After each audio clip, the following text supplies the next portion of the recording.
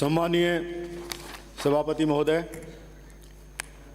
राजस्थान राज्य के यशस्वी मुख्यमंत्री श्री अशोक गहलोत ने 10 फरवरी 2023 को जो बजट इस सदन में पेश किया वो इस प्रदेश के अंतिम पंक्ति में जो व्यक्ति अंतिम में खड़ा है, अंतिम पंक्ति का अंतिम व्यक्ति जो खड़ा है उसको सामने रख कर के तैयार किया और प्रस्तुत किया, जिससे कि गरीब, बेसहारा और ज़रूरतमंद लोगों को खुशहाली मिले, उनका आर्थिक उन्नयन हो तथा सामाजिक सुरक्षा प्राप्त हो।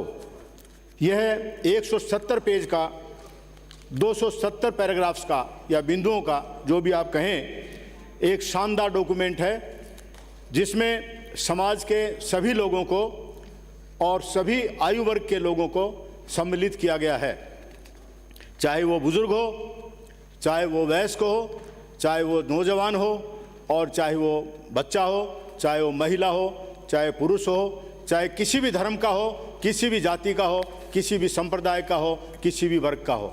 सबके सामाजिक सुरक्षा के लिए, सबके आर्थिक उन्नयन के लिए और सबको खुशहाली देने के लिए माननीय मुख्यमंत्री महोदय ने ये शानदार बजट 2023-24 प्रस्तुत किया है। और उसमें समाविष्ट है कि जो व्यक्ति हमारे प्रदेश का है, चाहे वो कहीं भी हो, किसी भी स्थिति में हो, वो भूखा नहीं सोएगा। प्रत्यक्ष को प्रमाण की आवश्यकता नहीं है। समाज के अंतिम पंक्ति का अंतिम व्यक्ति जो वाल्मीकि समाज है, उसके लिए उन्होंने 30,000 के अवसर दिए, 30,000 नौकरियों प्राप्त करने के अवसर दिए। और गत बजट में जो 20 करोड़ का वाल्मीकि कोष स्थापित किया था, मैं माननीय सभापति महोदय आपके माध्यम से सदन को अवगत कराना चाहता हूं कि मैंने भी माननीय मुख्यमंत्री महोदय से निवेदन किया था कि 20 करोड़ रुपए का वाल्मीकि कोष इनकी जनसंख्या को देखते हुए और जो जगह जगह ये लोग जो फैले हुए हैं उनको देखते हुए 20 करोड़ कम पड़ेंगे। माननीय मुख्यमंत्री महोदय का मन भी था और मन को देखते हुए ही मैंने उन्हें लिखा था। मुझे इस बात की खुशी है और इस बात के लिए मैं उनका आभार प्रकट करता हूं कि 20 करोड़ से सीधा 100 करोड़ रुपए का वाल्मीकि कोष उन्होंने स्थापित किया। एक निवेदन जरूर करना चाहता हूं कि ये 30,000 जो रोजगार के अवसर जो मिल रहे हैं, क्योंकि अभी माननीय कई सदस्यों ने ये बात भी उठाई है, कल भी उठाई थी कि सफाई कर्मचारियों की संख्या जो हमारी जनसंख्या है उसके अनुपात में कम है। अतः मैं निवेदन करता हूं कि ये 30,000 की जो रोजगार के जो अवसर हैं वो 2 वर्ष के बजाय अगर इसी साल अगर दिए जाते हैं तो मेरे विचार से ज़्यादा अच्छा रहेगा। कई संगठन जो इस समाज से जुड़े हुए हैं उन्होंने मुझसे मुलाकात की है, माननीय मुख्यमंत्री को धन्यवाद दिया है और उनकी ये भावना है कि वाल्मीकि समाज को इतना बड़ा उपकृत माननीय मुख्यमंत्री महोदय कर रहे हैं, तो वाल्मीकि जयंती पर या महर्षि वाल्मीकि प्रकटोत्सव पर एक अवकाश भी वो जरूर इस अपने जो जवाब है उसमें घोषित करें। दूसरा निवेदन करना चाहता हूं कि युवा विकास कल्याण और को 500 करोड़ रुपए का जो ये कोष जो माननीय मुख्यमंत्री महोदय ने किया है, ये तो पहले भी लोगों को स्पष्ट गोचर हो रहा था कि इस बार का बजट युवाओं के लिए आएगा, महिलाओं के लिए आएगा, बेरोजगारों के लिए आएगा, ज़रूरतमंदों के लिए आएगा, समाज के आम व्यक्ति के लिए आएगा। लेकिन खाली ये युवा कोष और कल्याण ही नहीं, उन्होंने अलग अलग कोष और स्थापित किए हैं, जैसे कि ओबीसी के लिए, जैसे कि आपके एमबीसी के लिए, ईडब्ल्यूएस के लिए, अल्पसंख्यक वर्ग के लिए 200 करोड़ रुपए का विकास कोष स्थापित करना कोई छोटी बात नहीं है, एक बहुत शानदार शुरुआत है। दूसरा मैं निवेदन करना चाहता हूं सभापति महोदय कि पिछले दिनों जो पिछले कुछ महीनों से या इस तरह की घटनाएं जो नकल के नाम से या अनफेयर मीन्स के नाम से जो उजागर हो रही थी, वो एक चैलेंज था राज्य सरकार के सामने। माननीय मुख्यमंत्री महोदय ने उस चैलेंज को स्वीकार किया है और फेयरनेस के हिसाब से ट्रांसपेरेंसी को लाने के लिए और अधिक ट्रांसपेरेंसी लाने के लिए राजस्थान सार्वजनिक परीक्षा भर्ती में अनुचित साधनों की रोकथाम के उपाय अधिनियम 2022 लाया गया। और उसी संदर्भ में इस बार स्पेशल टास्क फोर्स STF के गठन की जो उन्होंने घोषणा की, एक बहुत बड़ा सराहनीय कदम है। वन टाइम रजिस्ट्रेशन जो बेरोजगारों के लिए जो शुरुआत किया गया है, एक बहुत बड़ी शुरुआत है। बेरोजगार के लिए जो आवेदन की फीस है वो भी जुगाड़ करना, उसका उपाय करना एक बहुत बड़ी बात है। वो सीधा उनके माता पिता पर भार पड़ता है, कई बार माता पिता का भी कोई साधन नहीं होता। इसलिए एक बार जो रजिस्ट्रेशन बेरोजगार युवक या युवती ने करा दिया वो हमेशा उसके काम आएगा। इसके लिए ये मैं इस बात की बहुत बहुत प्रशंसा करता हूँ। अनुप्रति कोचिंग योजना में 30,000 युवाओं को, युवक युवतियों को जो कोचिंग की जो निःशुल्क जो व्यवस्था की गई है, एक बहुत बड़ी बात है। आज का ज़माना कट थ्रोट कंपटीशन का है, गला काट प्रतियोगिता का है। अगर बच्चा या महिला, लड़का या लड़की बहुत शानदार तरीके से अपनी प्रतियोगिता की तैयारी नहीं करती है तो उसका फ्लाइंग कलर्स के साथ बाहर आना, सफलता प्राप्त करना बहुत मुश्किल है। इसलिए कोचिंग एक अच्छी इंस्टीट्यूट में वो प्राप्त करे, नाम जो जिस इंस्टीट्यूट का अच्छा हो वहाँ प्राप्त करे, बहुत बड़ी बात है। सावित्रीबाई फुले वाचनालय प्रत्येक ब्लॉक स्तर पर बनाना एक बहुत शानदार शुरुआत है। कई बार पुस्तकों के अभाव में, न्यूज़पेपर उपलब्ध नहीं होने के अभाव में, जो अच्छी मैगजीन्स है उसको नहीं मिलने के अभाव में जो ग्रामीण क्षेत्र के लोग हैं वो पिछड़ जाते हैं, बच्चे हैं जो पिछड़ जाते हैं। इन लाइब्रेरी के माध्यम से वो बहुत बड़ा लाभ उठाएंगे। और उद्यम प्रोत्साहन योजना है, स्टार्टअप है। क्योंकि समय मेरा निश्चित है इसलिए मैं थोड़ा संक्षेप में निवेदन करना चाहता हूं। मेजर ध्यानचंद स्टेडियम योजना है। चिकित्सा सुविधाओं में 25 लाख रुपए तक का इलाज, 10 लाख रुपए की इंश्योरेंस, ये बहुत बड़ी बात है। और OPS की मैं यहाँ ओल्ड पेंशन स्कीम की का वर्णन करना आवश्यक समझता हूँ।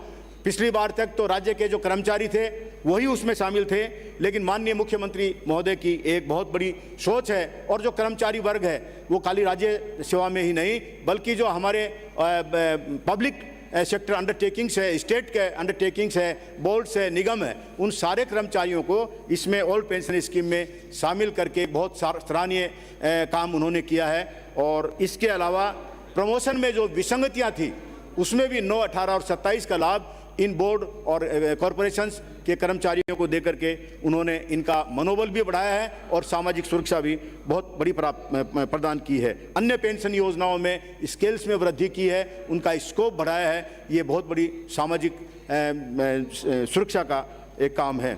इंदिरा रसोई की संख्या 1000 कर दी। इसी प्रकार से जो 500 करोड़ का जो कोष था SC/ST के विकास का, उसको 1000 करोड़ कर दिया। ये सारे काम ऐसे हैं जो ये प्रमाणित करते हैं, प्रतिपादित करते हैं कि माननीय अशोक गहलोत जी राजस्थान के मुख्यमंत्री है, उनका गरीबों के प्रति, ज़रूरतमंद लोगों के प्रति, समाज के उन लोगों के प्रति जो अभी मेन स्ट्रीम में नहीं आ पाए हैं, उसके लिए बहुत बड़ा उनकी अच्छी सोच है। ऊर्जा के विकास में बहुत काम हुए। कानून व्यवस्था और प्रशासनिक सुदृढ़ीकरण के लिए बहुत बड़े काम किए। इसके लिए भी मैं उनका आभार प्रकट करता हूं।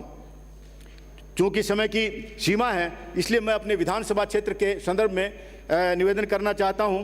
मैंने पिलानी में उप तहसील बनाई।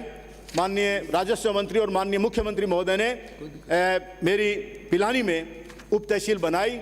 मैंने निवेदन किया कि उप तहसील से काम नहीं चलेगा, क्योंकि मेरे विधानसभा क्षेत्र के पिलानी की 2 नगर पालिकाओं के लोगों को और 24 पंचायत के लोगों को दूसरी विधानसभा क्षेत्र में जाना पड़ता है।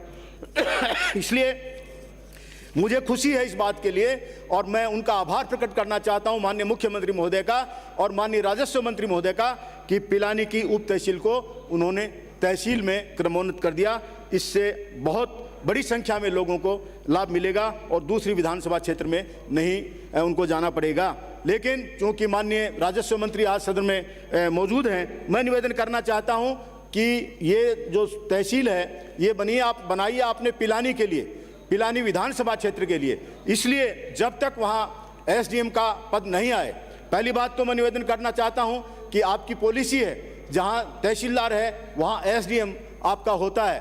तो पहला तो मेरा निवेदन ये है कि एसडीएम का पद भी मेहरबानी करके पिलानी में क्रिएट किया जावे, एसडीएम को वहां बिठाया जावे ताकि पूरा का पूरा लाभ पिलानी के लोगों को मिल जाए। मैं फिर रिपीट कर रहा हूं, 24 पंचायतें, 50 से ज़्यादा गांव और 2 पूरी नगर पालिकाएं पिलानी और विद्या विहार पिलानी, ये इतने लोग हैं, वो उन लोगों को किसी एसडीएम के काम के लिए दूसरी विधानसभा क्षेत्र में नहीं जाना पड़े, इसलिए एसडीएम पिलानी का पद भी आप कृपया क्रिएट करें। जब तक ये पद एग्जिस्टेंस में नहीं आए तब तक जो एसडीएम है पिलानी विधानसभा क्षेत्र में, एसडीएम चिड़ावा, उसके माध्यम से ये जो पिलानी जो तहसील है इसका काम प्रशासनिक दृष्टि से उनके नियंत्रण में हो, एसडीएम चिड़ावा के नियंत्रण में हो, और उसके बाद जब एसडीएम पिलानी बन जाए तो उसके नियंत्रण में हो। यहाँ मैं ये रेफर करना चाहता हूँ कि एक उप तहसील और है मंडरेला, जिस दिन आप एसडीएम पिलानी बनाएंगे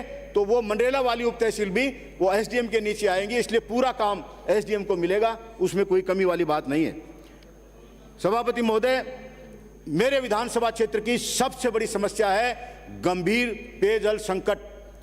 चौधरी कुंभाराम लिफ्ट कैनाल का में पहले विधानसभा क्षेत्र पिलानी शामिल नहीं था।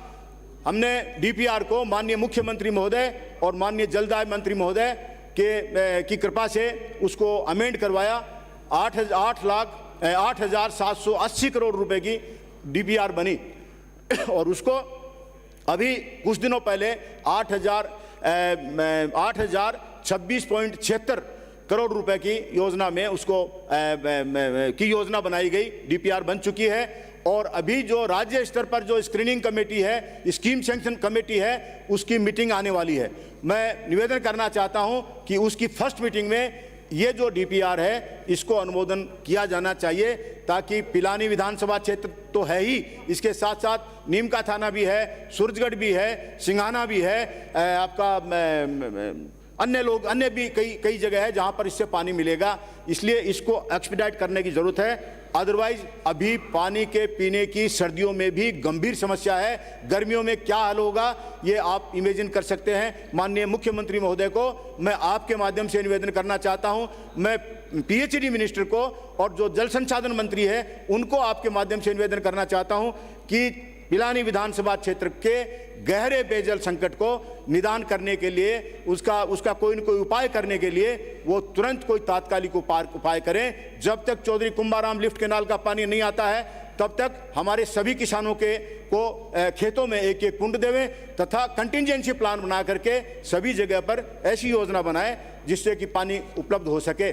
दूसरा निवेदन करना चाहता हूं, 500 करोड़ रुपए का प्रावधान पिछली बार चौधरी कुंभाराम लिफ्ट कैनाल के लिए इसी सदन में माननीय मुख्यमंत्री महोदय ने किया था।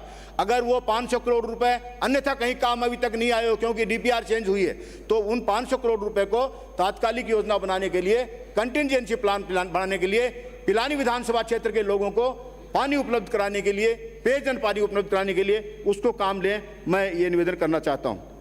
माननीय सभापति महोदय, मैंने निवेदन किया था, कई पत्र लिखे थे माननीय मुख्यमंत्री महोदय को भी और चिकित्सा और स्वास्थ्य मंत्री महोदय को भी कि मेरे विधानसभा क्षेत्र में ये 4 उपकेंद्र है, उप स्वास्थ्य केंद्र है, लामा गोठड़ा है, डुलानिया है, बेरी है, बनगोठड़ी है, इनको आप पीएचसी में अपग्रेड करिए, उनमें प्राथमिक स्वास्थ्य केंद्र बनाइए। इस बजट में अभी तक वो नहीं आए। मैं निवेदन करता हूं कि जब माननीय मुख्यमंत्री महोदय अपना जवाब देवें तो ये लांबा गोठड़ा, डुलानिया, बेरी और बनगोठड़ी यहाँ पर प्राथमिक स्वास्थ्य केंद्र की वो घोषणा करें, ताकि वहाँ के लोगों को जो चिकित्सा सुविधाएं जो प्राप्त नहीं हो रही है अच्छी तरह से, उन लोगों को भी 20-20, 10-10, 15-15 पंचायतों के लोग हैं, ढाणियों के लोग हैं जिनके पास कोई समुचित चिकित्सा की व्यवस्था नहीं है, ये बन जाएंगी तो सबको चिकित्सा की सुविधा उपलब्ध हो जाएगी।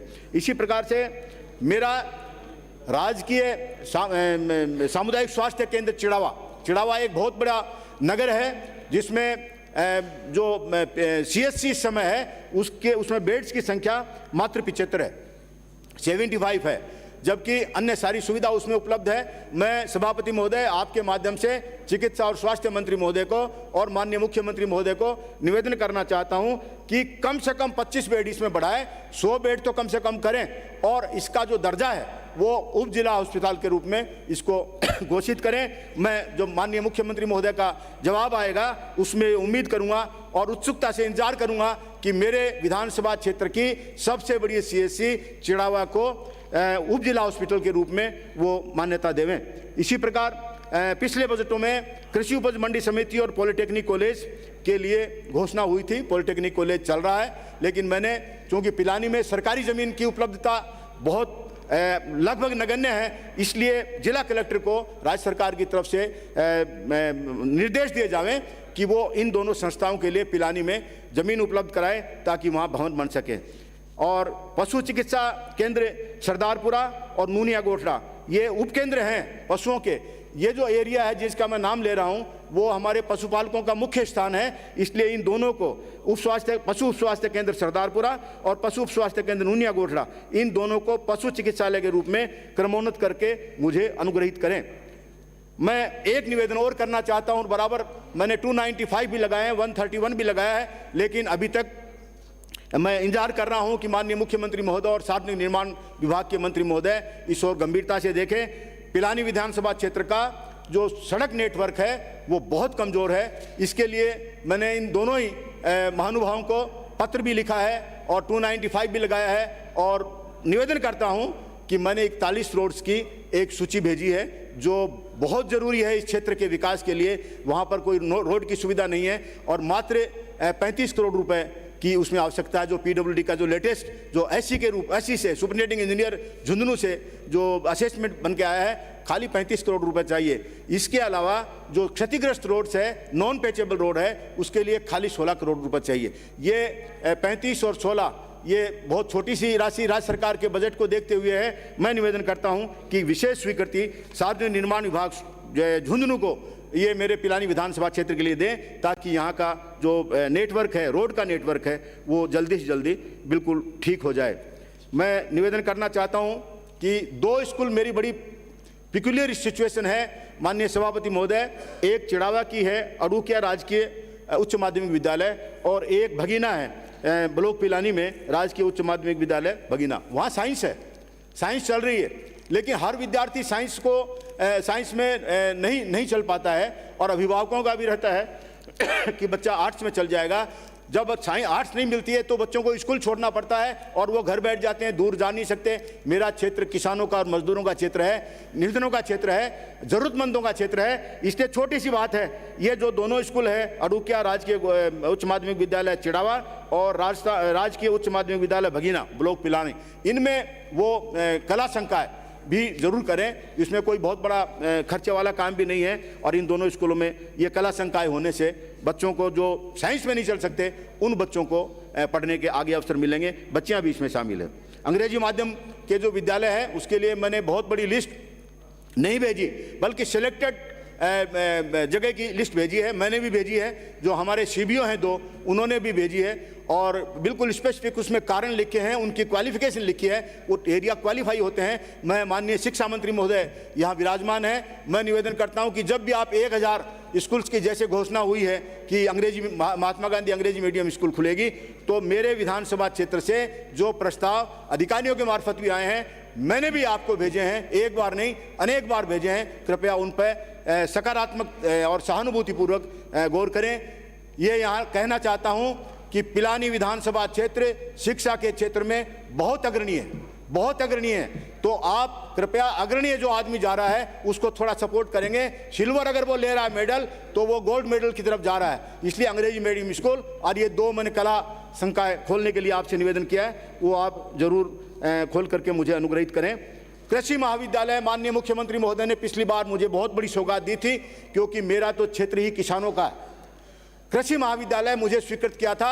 आपको सदन को आपके मार्फत मैं जानकारी देता हूं, पिलानी में विधानसभा क्षेत्र के चिड़ावा नगर में कृषि महाविद्यालय चालू हो गया है। मैंने व्यवस्था कर दी है एक टेम्परेरी बिल्डिंग के अंदर।